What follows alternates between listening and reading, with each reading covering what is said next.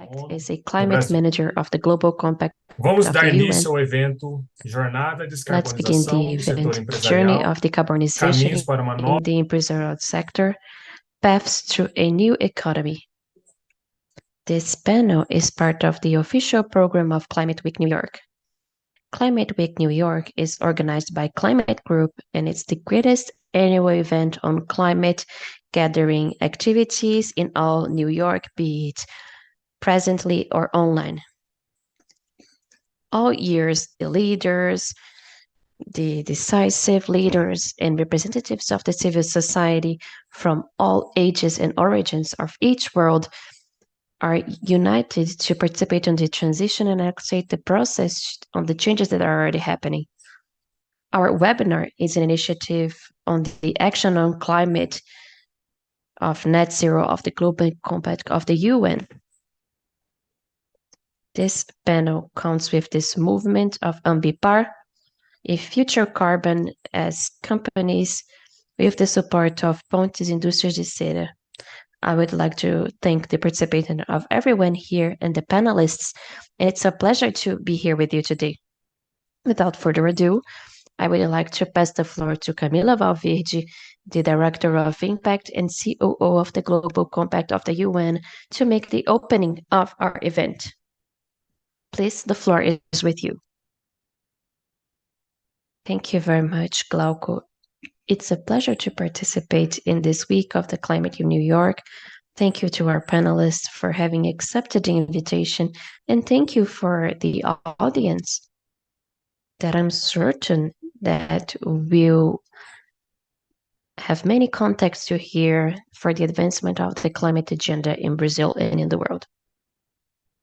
I would like to say that the Global Compact is an initiative of the United Nations so companies can align their strategies and operation to detain principles in the area of human rights, work, environment, anti-corruption, and for them to develop actions to contribute to the fight of challenges in our society. From 2015, the Global Compact has strengthened its work in the front of climate change, given the urgency of this theme, and for that, it created with WWF-RF1 the science-based target, the greatest international reference to define goals to reduce greenhouse gases.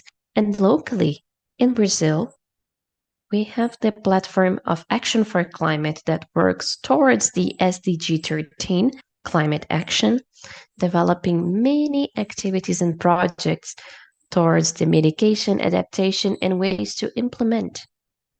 Our main initiative is within the strategy Ambition 20, the movement Ambition Net Zero, that gathers companies that took on the challenge with decarbonization of their operations and their value chain, always based on scientific principles. In this way, the Global Compact of Brazil articulates its network, that is the second greatest global network of the pact, to advance in climate change.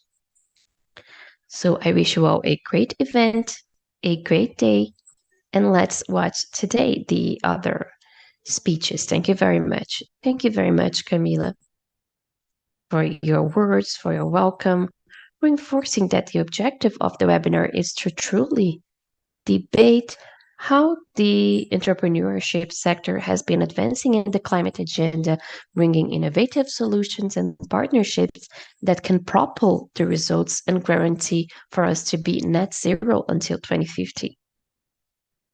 We have seen both in Brazil and in the world that we are facing a climate emergency with irreversible impact to people and all natural systems that sustain us. So in this scenario, the companies have a critical role to have for the future and for the climate. The complexity of this journey requires collective efforts of the entrepreneurial sector with science as a base to be urgent. As the program today highlights, we are going to begin with the Thelma Krug, the counselor of the consultative community committee of the movement Net Zero, and she will talk about the global climate panorama and the Brazilian panorama and the ambition of the entrepreneurship sector. Then we are going to have the presentation of the success cases of the climate action that will be presented by Laís Pontes, the director of Pontes Indústrias de Cera.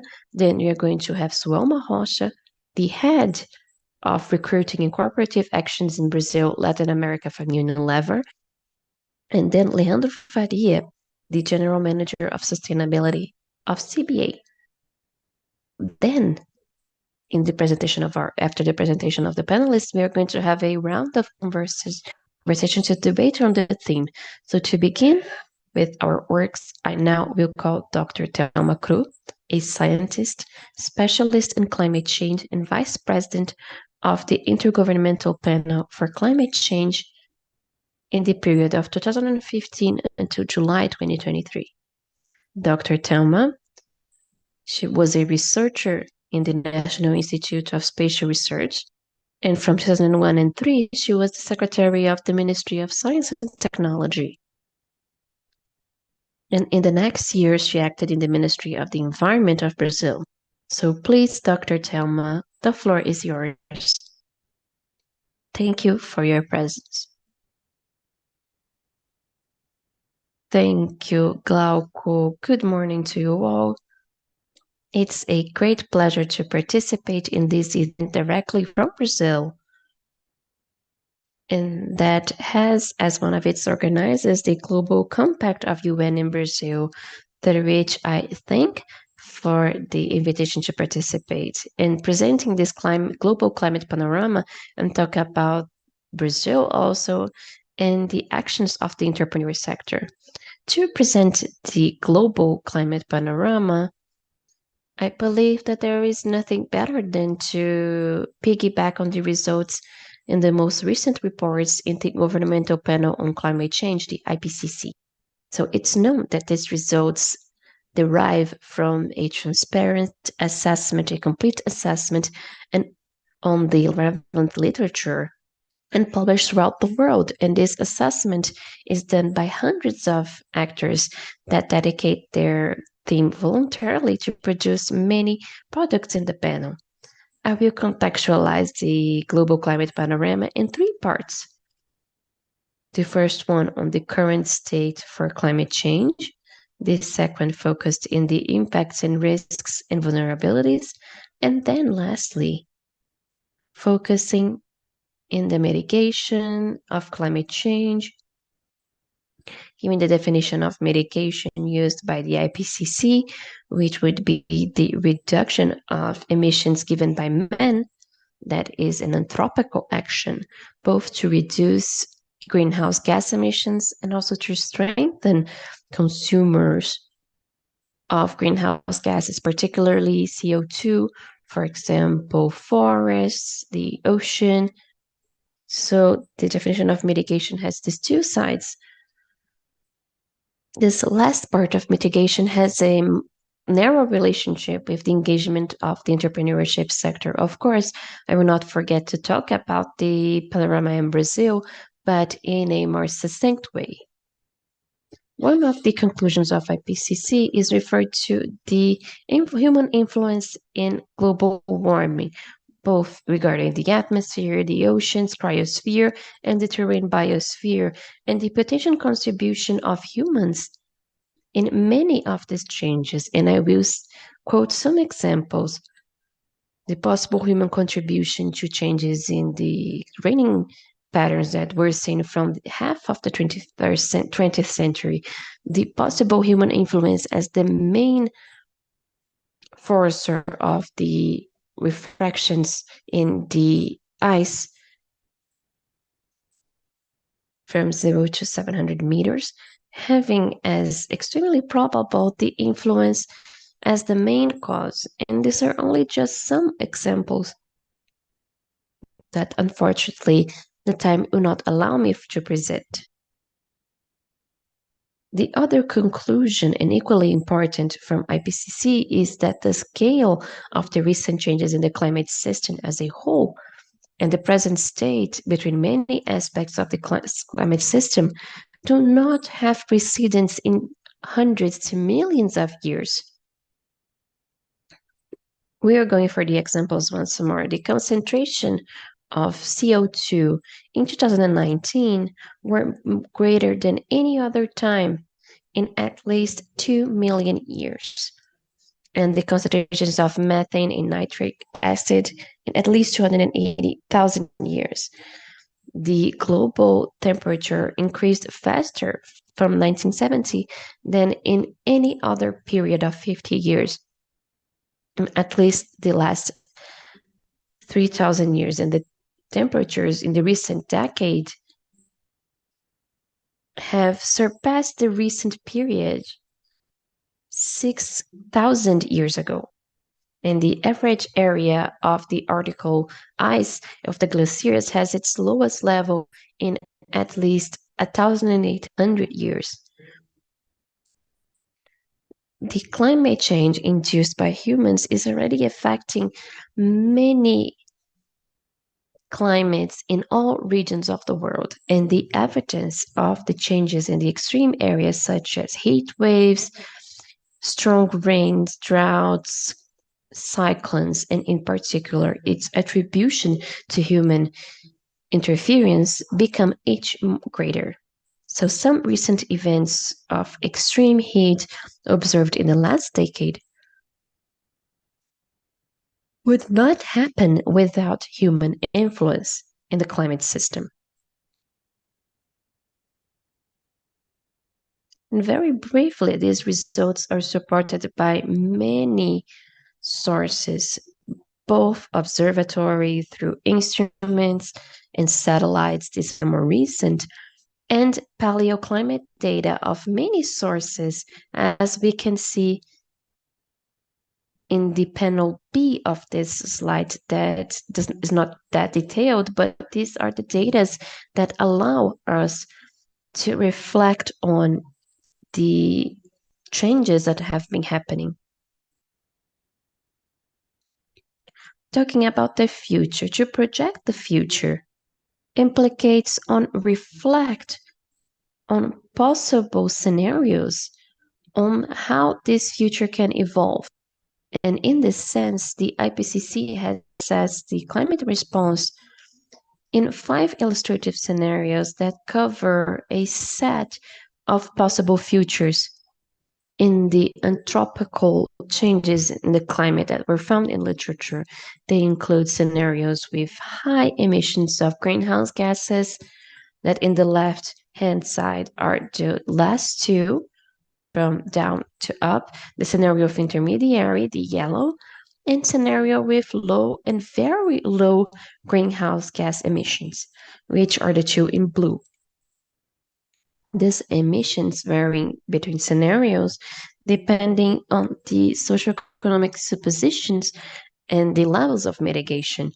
But on all scenarios that were considered, the global temperature of surface will continue to increase until the middle of the century, and the global warming of 1.5 or 2 degrees will exceed until the 21st century unless profound reductions of carbon dioxide and other greenhouse gases occur in the next decades. This slide shows if the projected temperature in 2081 to 2100 on the trajectories of emissions. So for example, for the scenario of high emissions, the average temperature shown in the last right diagram is projected to be around 4.3 degrees Celsius. This is the best estimate, with the greatest contribution from the emissions of carbon dioxide. As we know, the average global temperature increased 1.1 degrees Celsius regarding the levels, and with it, we are suffering many impacts that were already observed, and we can imagine what we can hope for in this increase of 4.3 if we follow such a trajectory. The next slide shows the implication for Brazil on a scenario of high emissions, that is, the one in which the flash is pointing out, which would be around 3 to 4 degrees Celsius in some regions, and with a great impact in the Arctic, in which the increase of temperature will reach up to 6 degrees Celsius, with significant implications in the defrosting of the Arctic and also the emission of methane. With this crescent global warming, the changes in the system will become even greater and include a change in the frequency and intensity of heat, strong rains and droughts in some regions. The evidence that the global cycle of water will continue to intensify with the increase of global temperatures, with a lot of rain and surface flux of water, will become more variable in practically all regions of the planet from year to year. So a warmer climate will intensify meteorological events, to have more drought and sometimes more rain, and it's possible that the variability of rains connected to El Nino will amplify in the second half of the 21st century under the intermediary scenarios and high and really high emission of greenhouse gases. And we have been talking about recently on what happened in Rio Grande do Sul and this issue related to El Nino, and now associating not only to El Nino, but being next to the climate issue. Well, this is the global climate panorama that can lead to distinct trajectories depending on the actions to fight climate change in all parts of the globe.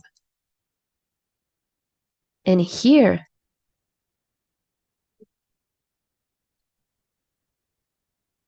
and this characterizes, are we talking about something that has no solution? Well, science is very clear that unless there is immediate reductions in great scale of greenhouse gas emissions to limit warmth to 2 degrees Celsius can no longer be possible. Now let's make some considerations on the IPCC on the impacts, risks, adaptation, and vulnerability very briefly.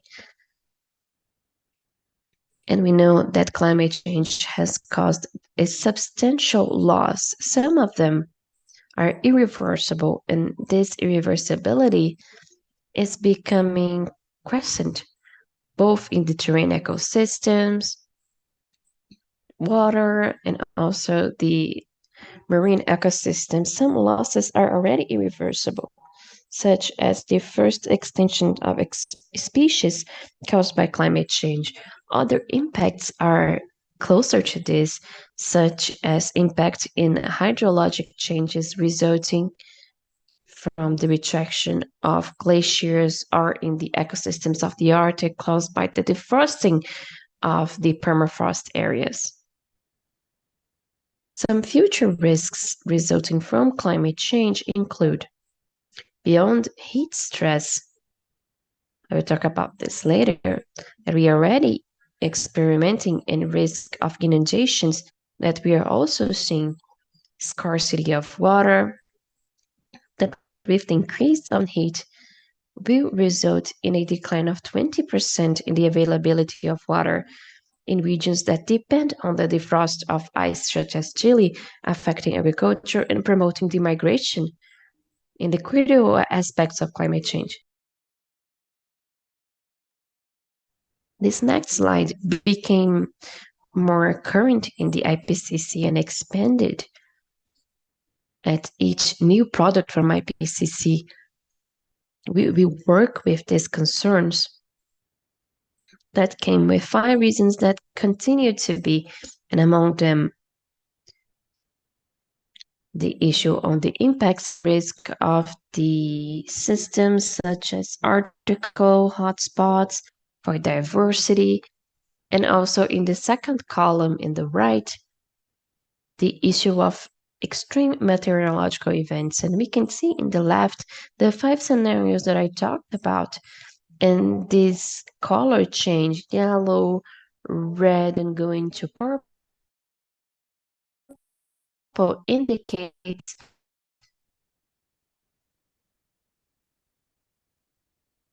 the level that is. You can see that now with 1.1 degree that is in the bar that is gray. With the 5 diagrams, we can see that for the 13 systems, we are already with a high risk for the systems, even biodiversity, and for the extreme going to very high. Now, going for the report of the IPCC on mitigation, this report indicates that the anthropical emissions of greenhouse gases have increased a lot. In the main sectors. In 2034, we are going to have the emission of greenhouse gases due to the supply of energy. 24% of the industry, 22% of agriculture, forest, and other usages that I will talk about.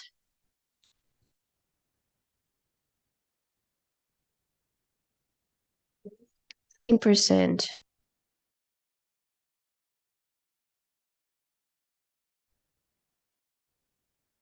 are, and the other one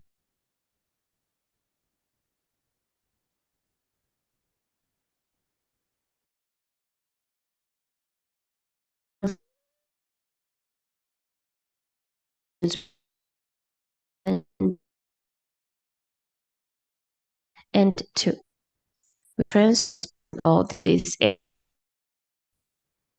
around half of the emissions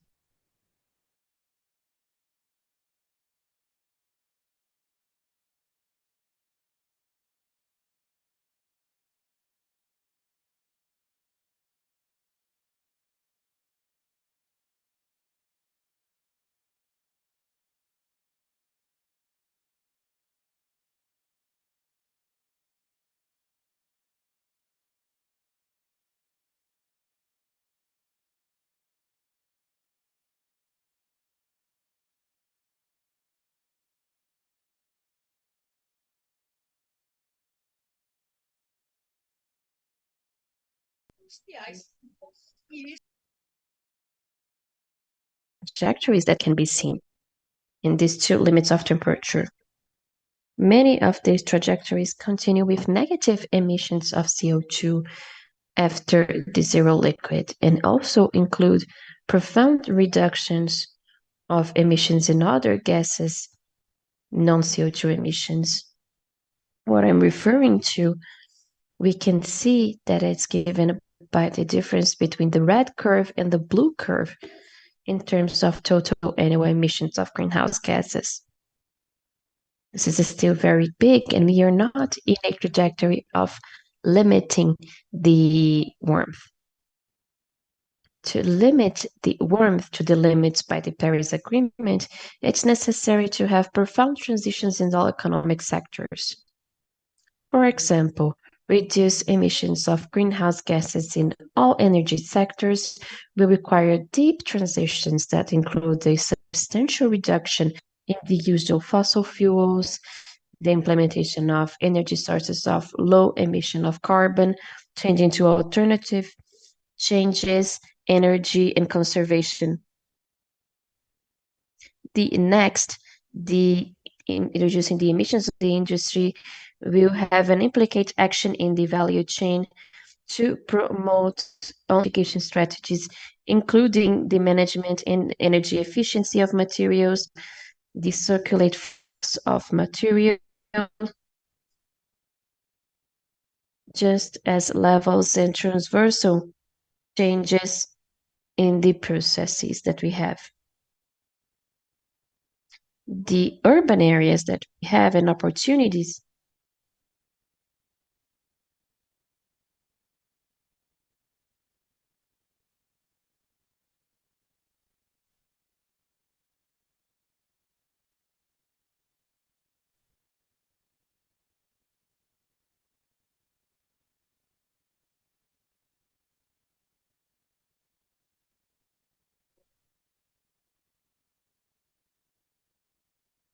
We can see that cities and urban areas need to have greater planning, such as the production and sustainable consumption of goods and services. The electrification needs to be with energy with low emission. We need to increase the removal and the storage of carbon, having green spaces such as trees and lakes, and there are options for the existing city rapidly.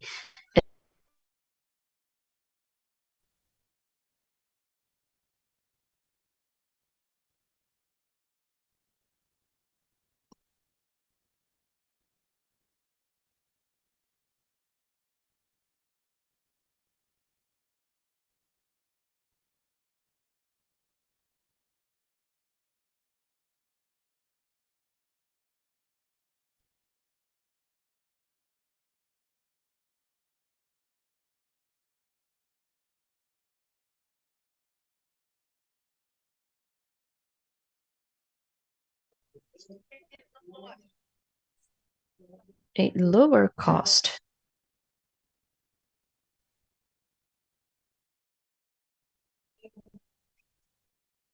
At least half of the global emissions of greenhouse gases in 2030 related to the emissions of 2019.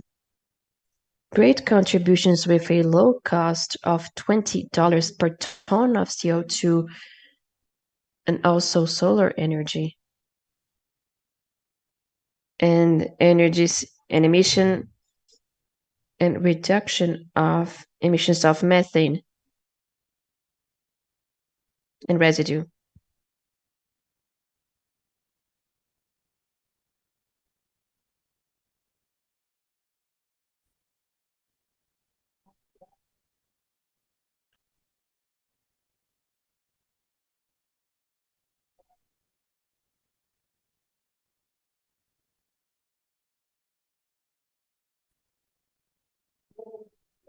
This situation is amplified by inequality that we have heard yesterday in the speeches, the poverty, the population growth, change in the usage of land, especially deforestation, and the consequent loss in biodiversity, but also degradation of soil and the high dependence of national and local economies and natural resources for the production of goods. So the profound inequalities, economic, ethnical, and social, are growing with the climate change. So these high levels of poverty, the low governance of water, the access to clear water, the inequitable access to clear water, and the lack of infrastructure reduce the capacity of adaptation, increasing and creating new population vulnerability. So depending on the emission, remembering that the risk for the natural and human impacts can be significant with a very unequal distribution. In Brazil, this bottleneck that we have in most developed countries are not in the emissions of the energy sector in particular, but in the deforestation and forest degradation in the Brazilian biomes, and particularly in the Amazon. But we must also understand that the sector is highly vulnerable to the high temperatures, droughts, pests, and will be as vulnerable and will be more vulnerable when deforestation increases and also the increase in the global average temperature. Coming to the end, this next slide is one that was adapted. Sorry. A slide that I adapted from this, and that shows different regions in South America that was divided in 8 subregions.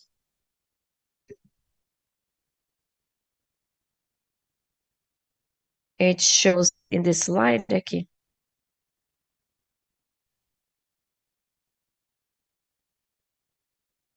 In the increase of the temperature in the subregions,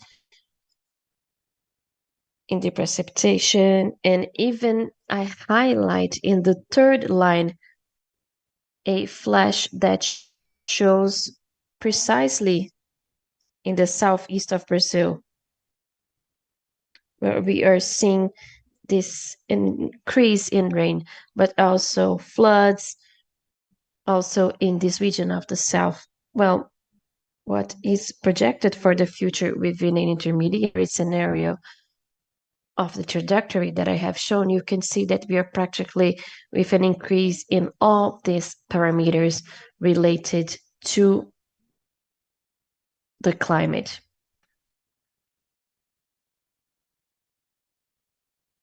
Showing a next slide, showing very briefly, this slide is very interesting. It shows the regional changes that were shown. In the left, we have changes that were attributed to the human situation. So we see that this is the entire globe. So we are in the left side below, taking the 7 regions of Central America in the south. So we can see that they are all indicating this increase of events of extreme heat. Without a doubt, they have a human fingerprint in this, and we have a lot of problem regarding this. If we go for the right side, we are talking about strong rain, heavy rain that were already observed that have a human fingerprint. And you notice that only for the region of south in Brazil that is there with SS in the below part that shows an increase observed in these areas with high rain. So it's interesting for us to see this correlation and what is happening. Although for this specific case of strong rains, the degree of trust that we have is much smaller than the one that we have for human fingerprint for the events that were already observed in having high heat. So my last consideration to talk about the companies is that the dimension of how those who intervene in civil society, the political intervention, the companies, young people and workers, communication means, indigenous people, and the local communities are involved. This has an influence in the mitigation of the climate and the eventual political results. So these structuring factors on the circumstances and national capacities, such as the economic natural resources, the political systems and cultural factors, and also gender considerations, affect the deepness of climate governance. Companies and corporate organizations have a fundamental role in mitigating global warming through their commitments of zero carbon,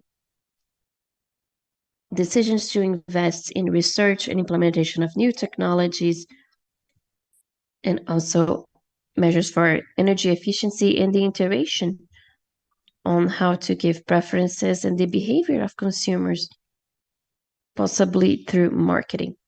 So the business models and the strategies work both as a barrier and as an accelerator of decarbonization.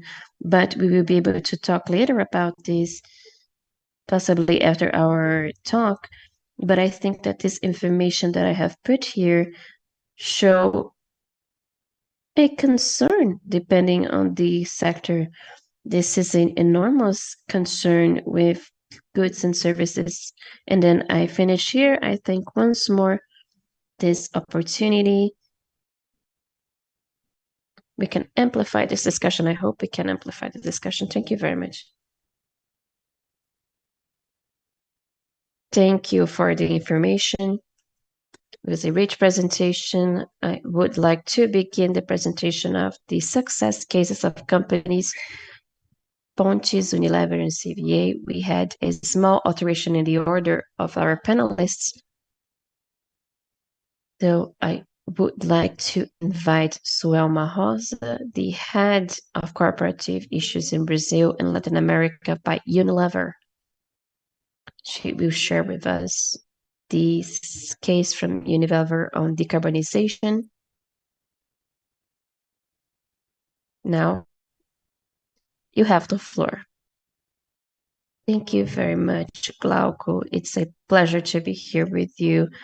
I left and came here to give the feeling of New York, I'm in the veranda in these interesting and intense days, with many days precisely around this matter that Dr. Thelma brought to us.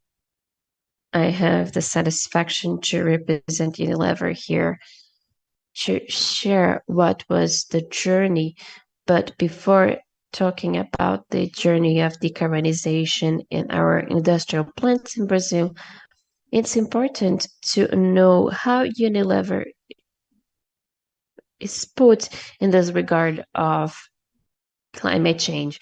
In 2008, it began the journey with the arrival with Paul Kuhlmann, whose legacy is by the CEO Alan Cho.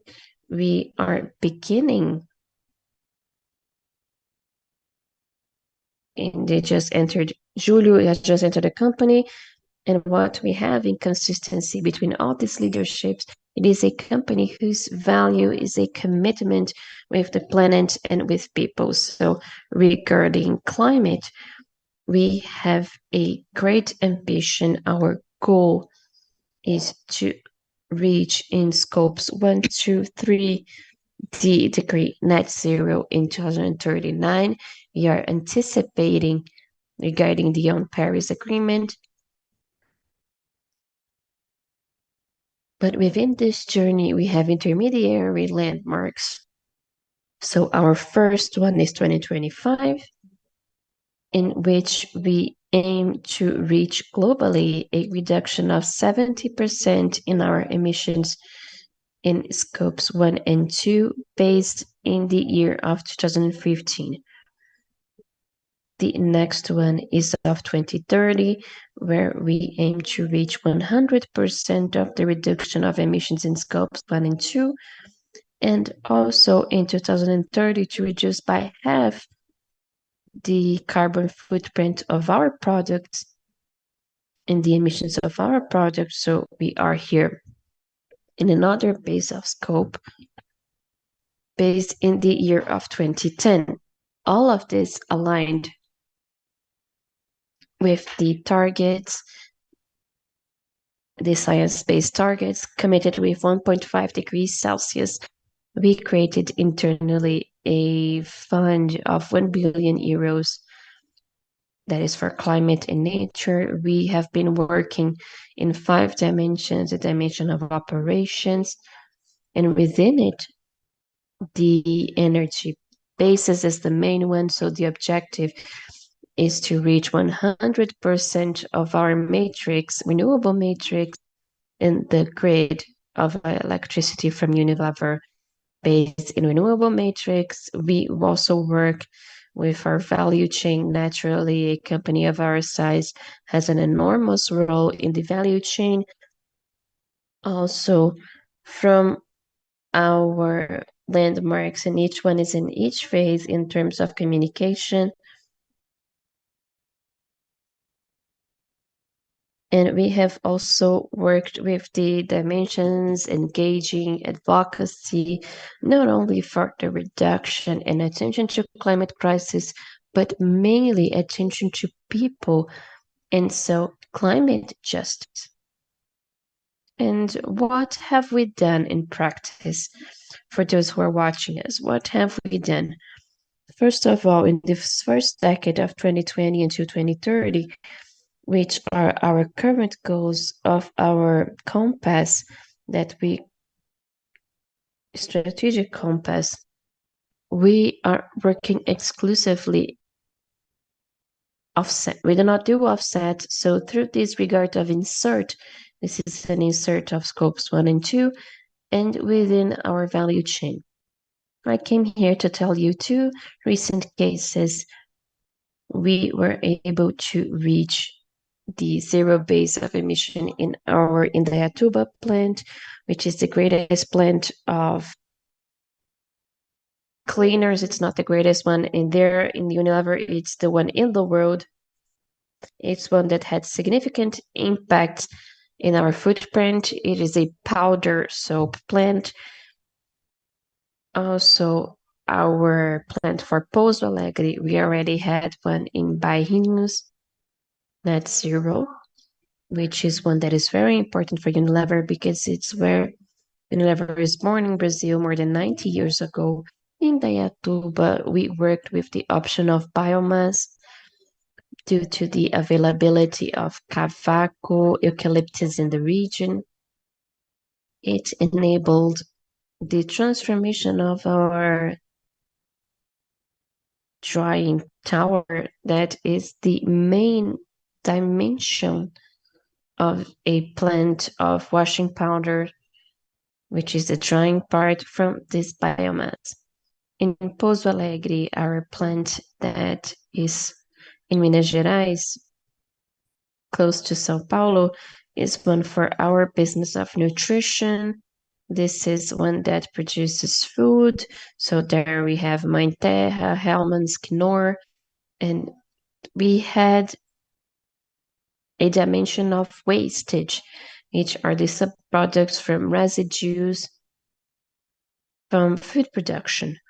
And so there we had the opportunity of using these organic products, food products, which are residues of the production of our products within a biodigester. And it is like, for those who do not imagine, this is like it was the compost in your house that will compost and degrade the residue and dilute the organic matter, and it generates electric energy from the production of gas.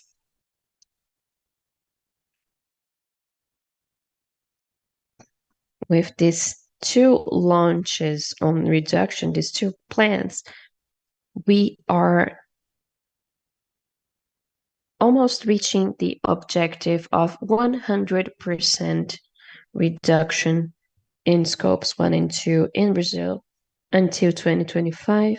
This is a sub-goal that we have where we took all of our industrial plants. What can I share from this experience to stimulate other companies? First, in our journey, it was to understand the characteristics of production of each one of the plants, and within our production cycle, understand the opportunities within the company. This came from projects that involved diverse areas, and we count with the partnership and a broad ecosystem of partnerships. These are the companies that give services of biodigestion in our operations of Pouso Alegre, and that helped us design the biomass architecture in Indaiatuba, that also the local community, the NGOs, that could help us in the assessment of impacts, because in the journey of decarbonization, we would not like to leave other impacts considering all the other goals from Unilever regarding the planet that incorporate issues of water, that incorporate issues of biodiversity and deforestation. So it was important beyond the technical project in itself. It was important to have an engagement, a collective construction of the solution, so we could have a solution that was kind of multi-effect. And due to this, we are very proud of these two projects. We are trustworthy that our plans that in Pernambuco, which is our next steps on challenge of decarbonization, will be a success. These are projects that are already going on. I will not tell it all now here because then I can come back to share the experiences later. But I would like to leave 3 messages for those who are beginning this journey. The first is the commitment. And to me now, sustainability is about organizational culture. If all the employees and those in the company are genuinely imbued in this commitment, that is one based on values, the daily decisions and all the trade-offs from the business will conduct to the right decisions possibly not in the desired rhythm, but certainly in the right direction. The second message is one of measuring without knowing your impact or beyond the layers of carbon and so on. What are the other dimensions of impact in society and the environment? It's not possible to have a solid strategy of impact reductions and sustainability. And the third message is one that about the journey Unilever began long ago with this decarbonization. And of course, other elements were born through this journey. It's the first time that Unilever launched such a project was in 2010, before the consolidation of science-based targets, for example, and we began to adapt our process, incorporating new methodologies and processes to perfect our actions, both internal and external. So in this understanding that the journey begins, we are together, we are available to share experiences, and the compact is a good space to walk together, right, Glauco? Certainly. Thank you very much for your participation. Truly, thank you for giving some of your time to us to talk about your work. Thank you. We have now in our program the next case from Indústria Pontes de Cera. So now I invite Lais Pontes, the Director of Sustainability, to share an interesting case on decarbonization of the productive chain in Caatinga. Please, the floor is yours. 10 minutes.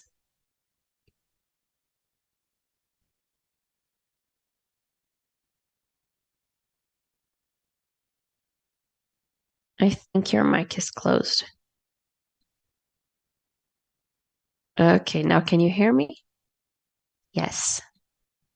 Okay, I would like to begin talking about the carnaúba wax that, despite being in many products that we consume daily, few people know this, that is part of our Brazilian economy.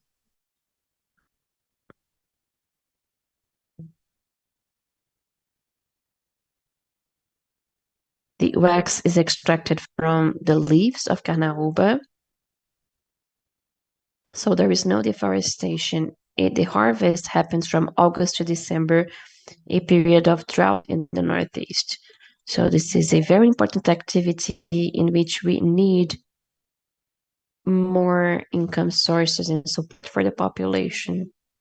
It is very abundant in the states of Piauí, Maranhão, Ceará, and Rio Grande do Norte, and it is one of the forest products of more relevance for the country.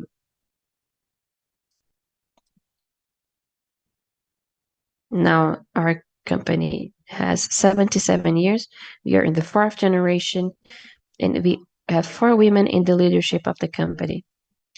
We have been evolving with time, so we have the issue of quality, then technology, innovation, and now we are focused in sustainability because we think that this is the right path towards the environment, the rural population, where we are working truly the social part and environmental part.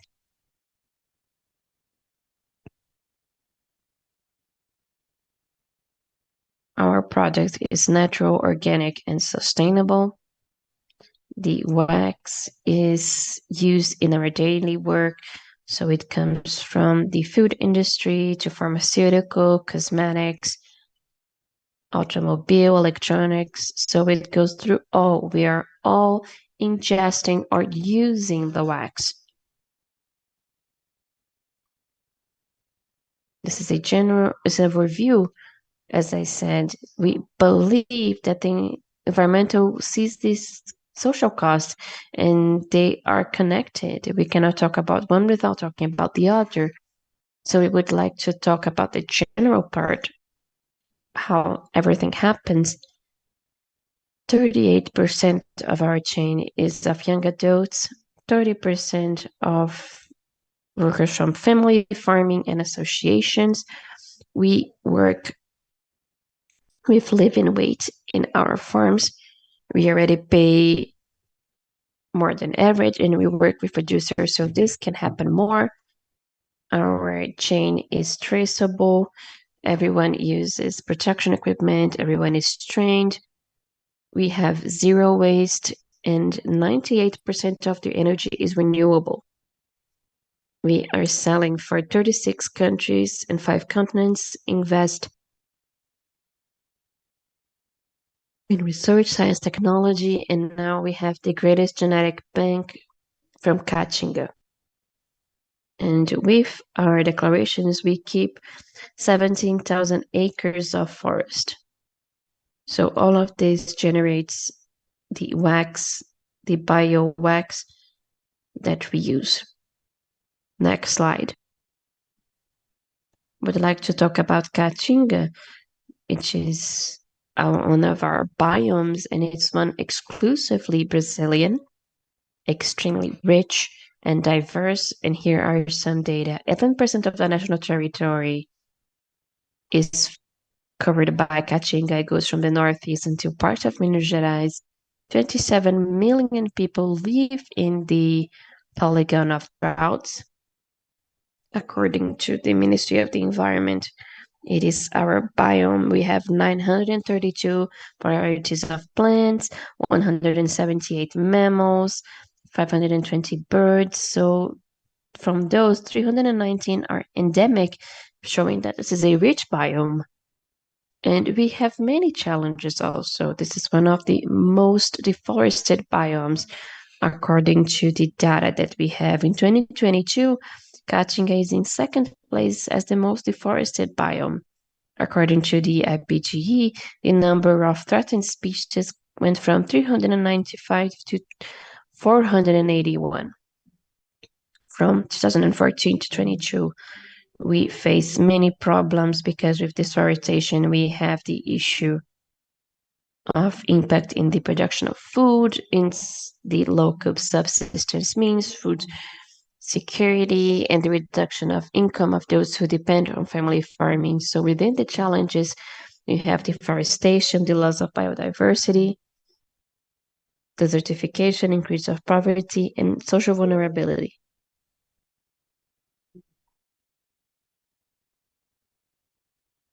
And here I will talk about what we have been doing to decarbonize our operations. Now we have 100% neutral carbon in scopes 1 and 2, published and verified. 700% of renewable energy in Piauí. It's in 99% in Ceará. With that, we are avoiding emissions of 1,546 tons of carbon, which is equal to almost 5,000 trees per year. Last year to this year, we were able to reduce 38% of our emissions in scope 1 and 66 in scope 2. Our company has also zero waste. We have 98% of our waste being reused. We did not want to stop with scope 1 and 2. We need to think about scope 3. It was mentioned a few years ago, and we have identified that 83% of our scope 3 are suppliers of carnauba dust. I will say why this was happening. So we had the lack of knowledge regarding this issue and a great difficulty in the small producers. With that, with this measurement of our scope 3, we decided to prioritize suppliers from the dust in this work to help them. Next slide.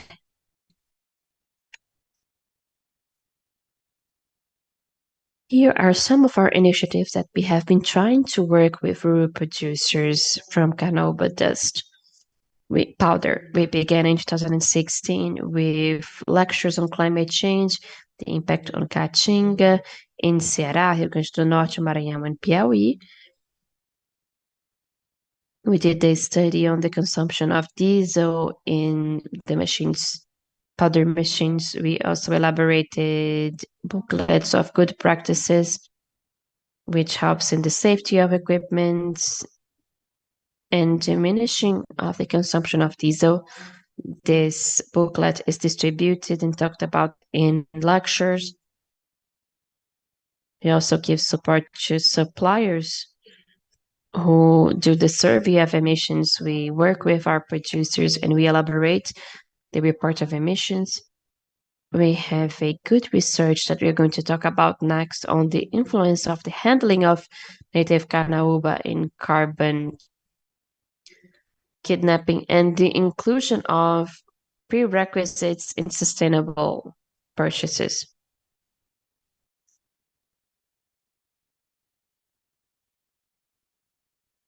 We have a partnership with the University of Ceará, and as I'm going to say, this is the second one from the master's degree, Juan Veres, and guided by Professors Miriam and Julio.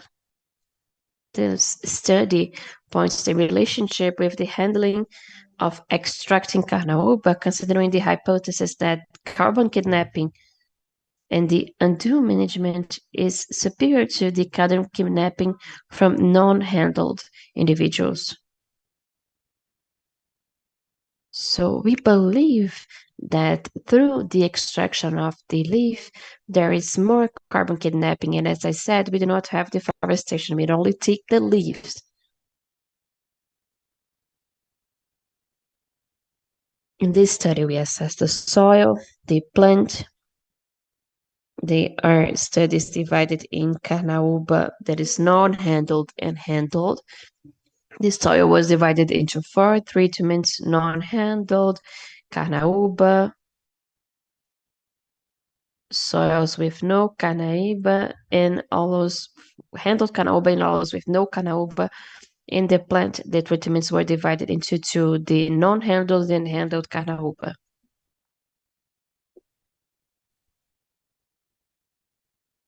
Here, we know that there was no difference in the non-handled soil with the handled one. And in this part, you can notice that the biomass, the air biomass in the non-handled is much greater. As you can see in the subterranean part, it's much greater and the total carbon is much greater. This study is in the first year, so it will be presented in the next month. And it's a long-term study. This is the first results. Next slide. Regarding Caatinga, we have an interesting project to conserve biodiversity. I have said that we have the greatest private bank of species in Caatinga, founded in 2020. 80% of the seeds go for reforestation in partnership with 10 city halls in the state of Ceará, Piauí, and Maranhão. And 20% are used for environmental education.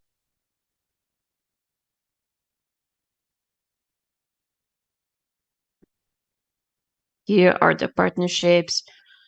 We have many projects, and what's most important are the partnerships, because without them, we do not do this alone. And so with partnerships, we can increase the impacts, and each one can collaborate as much as possible. And all the result of this work is shared freely with all sectors. And that's it. Thank you very much.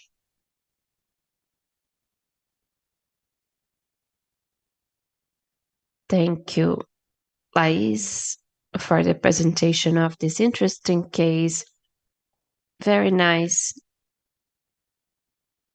I would like to pass, due to the time, to our last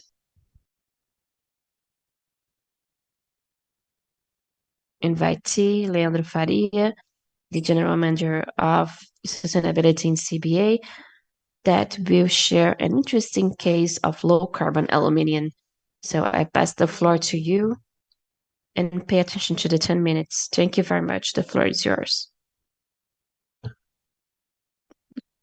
Good day to all who are watching us. I'm very happy to compose this panel with such interesting presentations. So on behalf of all of you, I thank the invitation of the Pact and the organization. Well, CBA is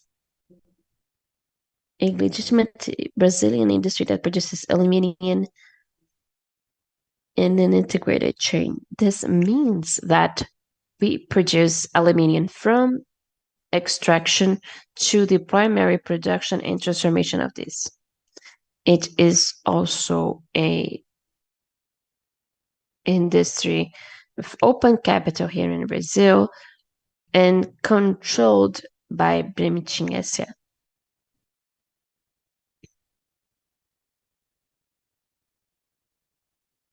Well, Professor Thelma brought the perspective on the production of the world, and here I highlight the panorama of worldly emissions regarding the production of aluminium. 2% of all emission of greenhouse gases has origin in the production of aluminium. Here we can see in the graph in the left and the right, the main motive on the production of emission of greenhouse gases, which is due to aluminium in its energy matrix. So it's possible to notice here in the left that majorly the production of aluminium has origin in non-renewable sources with 67.4% against 32.6% of renewable energy.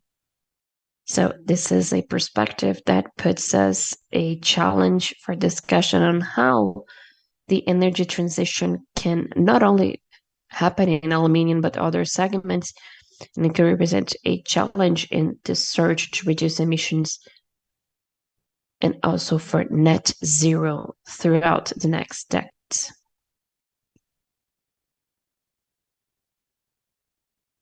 The previous perspective is a global one, so here this slide shows a highlight to the performance of CBA with the performance of the world. For a long time, CBA has been working in the development of initiatives that seek to reduce emissions or have a greater performance in terms of generation of greenhouse gases. And due to this work, idealized by our founders, we compared to the global emissions of aluminium. CBA represents a result of 4 times smaller than the sectorial area and 6 times smaller than the aluminium produced with the energy matrix with coil. So here we can notice that the main steps to the main production steps that represent the impact in emission, CBA is well positioned with the world. I give a highlight to the electrolysis that represents more than 70% of emissions in all change scope 1 and 2 on the production of aluminium, where CBA puts it as a greater result than 4 times than the world average. Next slide. And why is this result possible? Because first, I would like to highlight that governance on the theme, not only of climate change, but also of the theme sustainability, OSG, as you want, it's fundamental to address the main methodologies, the strategies, the analysis of risks, and so on. And in CBA, we have a governance that allows for this discussion, which is it's precisely due to this that we seek to challenge us without having a comparative result with the rest of the world that is well positive. We seek to challenge ourselves with the greatest practices. So here in the Layer 2 advisory, we have a sustainability council with specialists in the aluminum sector, market specialists that compose this strategic analysis, and with a technical analysis. We have many committees that deepen the strategy and define how to do and how to measure and what type of action must be taken to advise the executive directory, highlighting the Committee for Climate Change. That is what we are talking about. These committees have a multidisciplinary groups and sectors in the company that have relationship with the theme of climate change and materials, and the sectors that have to do with engineering, in sectors that in its work ethics has some kind of emission of greenhouse gases. And as I said, in this committee is where we challenge ourselves with daring goals like reducing greenhouse gases based on efficiency. And we also have this performance that I have shown. Even having a positive performance when comparing to the rest of the world, we challenge ourselves to reduce 40 to 70% of our emissions, and we are performing better than what was planned until now. From the 40%, we have reached a reduction of 26.1%. Why is it possible? Due to initiatives related to the review of the energy matrix, to the improvement of our technology, the upgrade of our technology, initiatives to the increase of the recycled content, and also the use of renewable energy. I will talk throughout the next slides.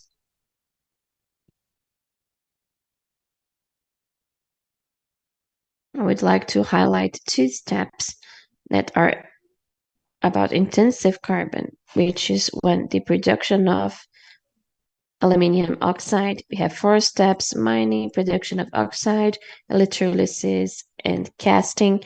We are going to talk about the production of the oxide.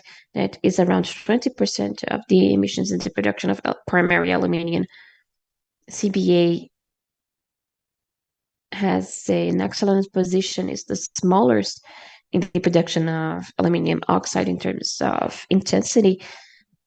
And that is because we have been working in the review of our energy matrix that composes the production of aluminum oxide. We have substituted fossil fuel by using biomass from reforestation areas, and this brought us a reposition of 70% in this step. And that's why we have a highlight in terms of emission by ton of oxide. The action plan of this sector, globally speaking, is to have the value of 0.24 in 2048. So for this is a future that is already present.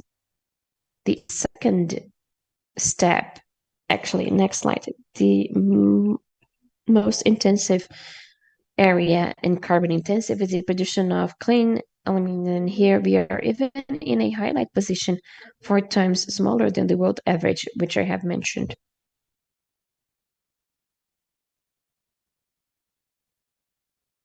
Recycling has a fundamental role, especially from the point of view is to think that 75% of all aluminum produced in the world is still available or is used and can be recycled. This brings a perspective from the point of view of the cycle on emissions, because recycling aluminum consumes 95% less of energy than the production of aluminum from the extraction. And CBA has been investing to increase the recycling of their products. We have 2 units for recycling, one that uses 65% of recycled content, and that in 2022 reached a result of 2.2 tons of CO2 per ton of production. And our goal is to be 1.4 with 80% of recycled content for the next year. In Alex, another unit, we have a recycled content of 91% with a result of emissions of 0.4 tons of CO2 per ton of land gas produced. As I have mentioned, one of our action areas is to work with the energy efficiency. We have 100% of energy and electrical energy. We have 25 power plants and 2 aeolic complexes. This is a great advantage from the point of view of the management of costs and emission of greenhouse gases once it neutralizes all of our scope 2, our energy matrix in general. So we have 18%, 82% of renewable and 18 non-renewable, and we are putting our energy efficiency into this. We are establishing the actions for the next year. This compressed air and lighting, we have 5 megawatts of energy consumption, and we are making the processes more efficient. Given these initiatives, which are practical, that is, we know where we want to go, we have the trajectory of our neutralization that is well known. 40% in the reduction of our emissions until 2030. The other 40%, almost 44%, have to do with the development of technologies specific to aluminium, and that CBA has been following, but that depend on the technological development. And here I echo Professor Thelma that says that coordinated actions are fundamental, and this is an example. Beyond CCSU, the carbon capture, restoring utilization, with a potential of being greater than 6%, the last parcel, which would be the use of offsets through neutralization, respecting the Council of Science-Based Targets for the percentage or the volume defined by them in terms of neutralization. We want to use carbon credits until 9% of our emissions. And these credits are already being generated in our territories with 2 projects. Red Plus in Cerrado, the first one to preserve the forest, an area that belongs to CBA, 32,000 acres. We generate a project with a potential of 1.3 million tons of CO2, and we already emit 216,000 credits of carbon. This is very relevant because this brings a perspective to preserve Cerrado, a very important biome that is at risk. Another project has to do with the performance of reforestation, and it's not different from Red Plus, but the reforestation of small producer areas that have many benefits, like the capture of carbon and generation of carbon credits for our use, as I have mentioned. The next slide. Thank you very much. I tried to be very fast, and now I give back to you. Very well. Thank you very much for the presentation. Excellent work.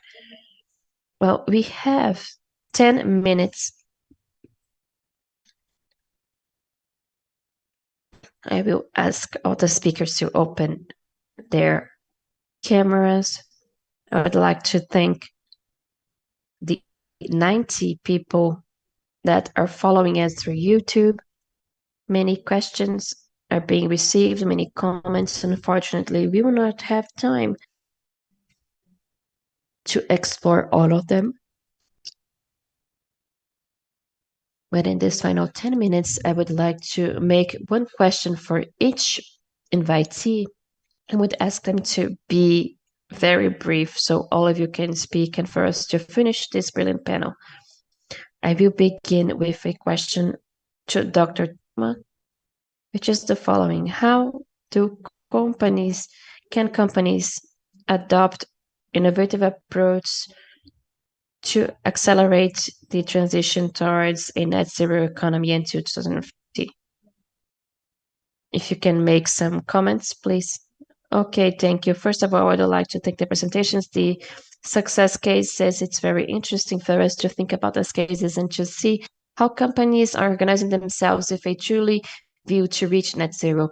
But answering your question, of course, it depends a lot, Glauco. When we talk about the company sector, we are talking about a diverse world, very diverse. That is, if you take, for example, a company that is talking about aluminium, other is talking about ecosystem and how can you protect them and how to benefit from this. You are talking of a very diverse world. So my view is that, and when the Paris Agreement was taken in 2015, and there were many companies in the Conference of Parties, I think it was the first message that I gave that companies would have to make partnerships because as of lately this would be very difficult because they would lose competitiveness if they did not organize themselves to benefit from this. And I think that very directly that on this view in the public private, be it the government, to understand the part of innovation, when you need innovation to reach the net zero,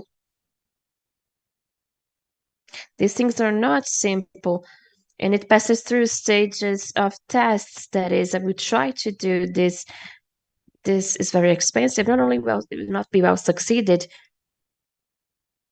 there is the need, there will be the importance of the public sector to give a better orientation, be for companies even, a signaling for companies, much more clear than what we have even in the issue of allowing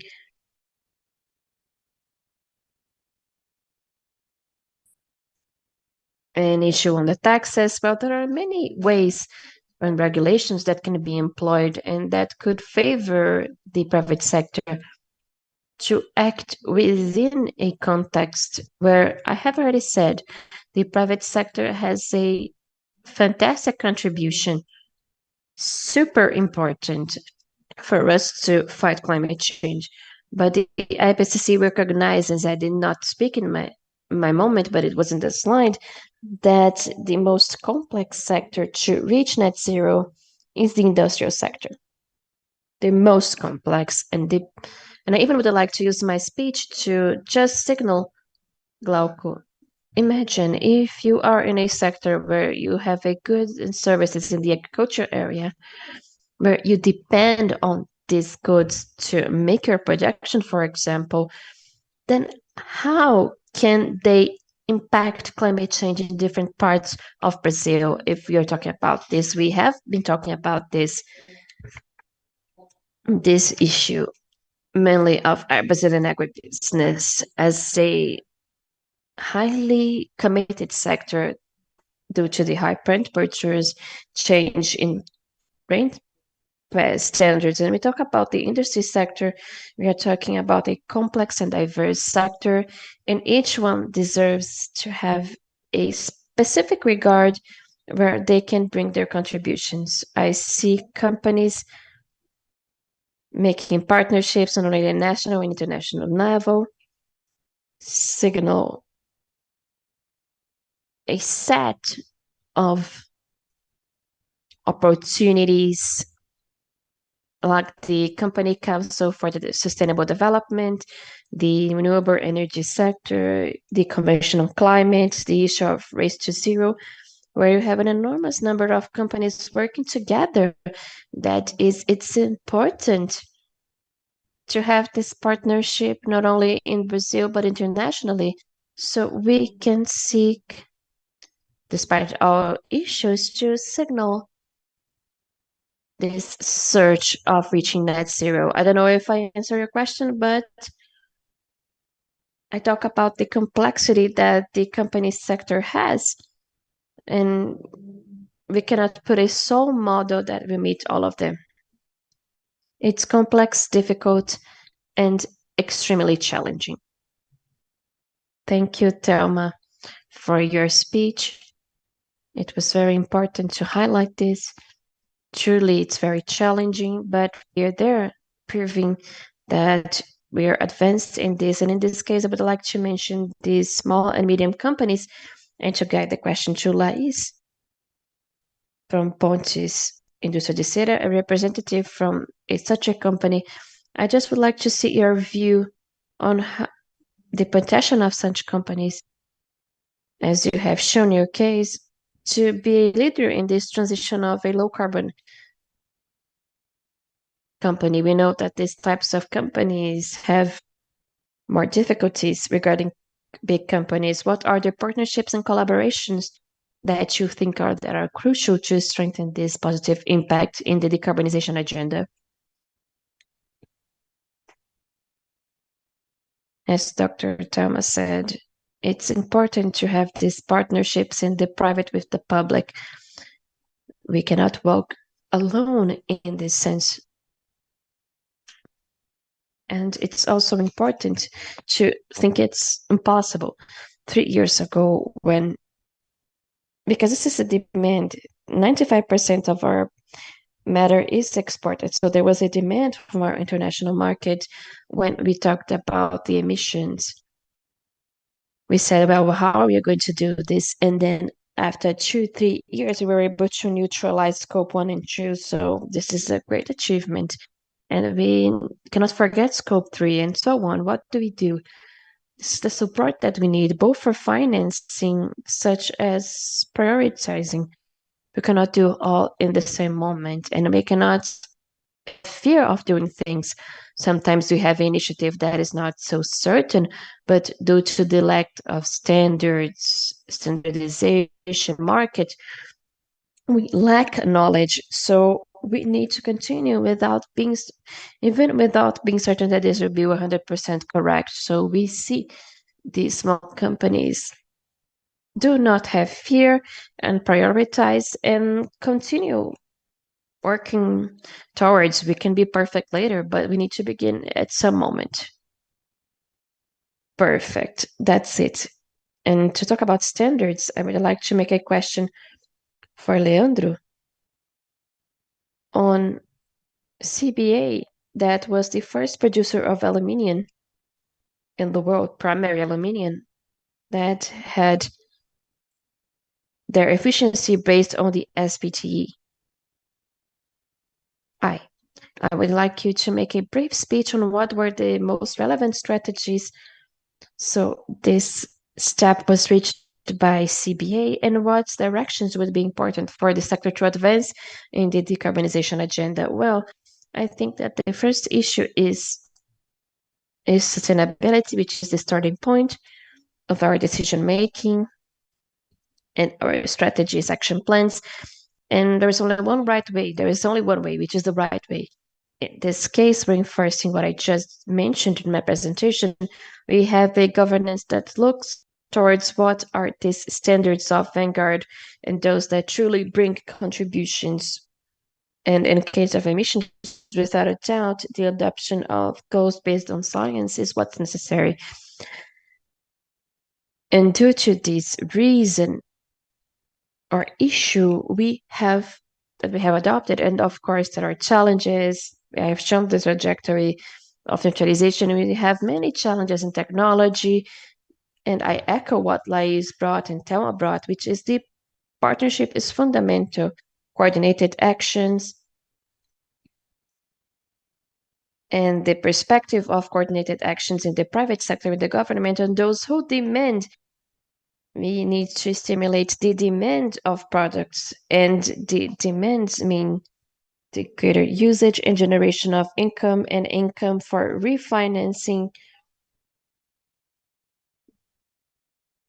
or invest in this work of decarbonization. In this, I even include the financial agents that have a very relevant role and that have been doing engagements with the industrial sector in general to seek bridges for financing with some link on positive impact. So we have many challenges.